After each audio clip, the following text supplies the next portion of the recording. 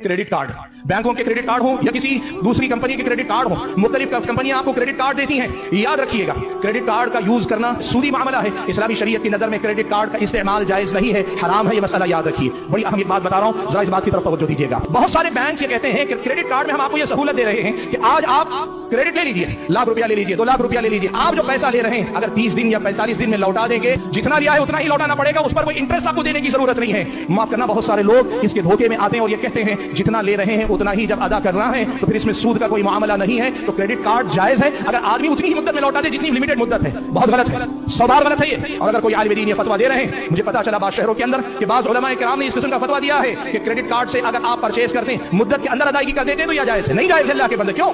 देखो, आम तौर पर ये क्रेडिट कार्ड जो है ये वसीला है जिसके जरिए सूदी कर्जे में आपको फांसा जाता है। बैंक चैरिटी करने नहीं बैठा है, बैंक कमाने के लिए बैठा है। क्रेडिट कार्ड देने वाले बैंकों को पूरी तरह मालूम है कि अक्सरियत वक्त पे अदायगी नहीं करेगी, नतीजे में सूदी मामले में वो मुब्तला होकर रहेगी। और शरीयत इस्लामिया में बहुत सारी चीजें फी नफसी हराम भी ना हो तो सद्दे जरिया के तौर पर भी बहुत सारी चीजें हराम होती है। इस बात से तो क्रेडिट कार्ड के हराम होने में कोई शुबा नहीं होना चाहिए। और दूसरी बात, क्रेडिट कार्ड पे आप खरीद कर पैसा वक्त पे अदा भी कर देते हो तो भी आपको एक बात याद रखनी पड़ेगी कि आप क्रेडिट कार्ड जैसे ही लेते हैं, आप क्रेडिट कार्ड इस्तेमाल ना भी करें तो आप सूद के मामले से इत्तेफाक कर रहे हैं। कार्ड आपको इसी शर्त पे मिलता है, आप क्रेडिट कार्ड से ट्रेडिंग करते हैं तो इसी शर्त पे करते हैं कि आपके सामने ये शर्त होती है कि अगर आपने उस मुद्दत में पैसा नहीं लौटाया तो आप सूद देंगे। और सूद देने के इस वादे से इत्तेफाक करना एक मुसलमान के लिए हराम और नाजायज है।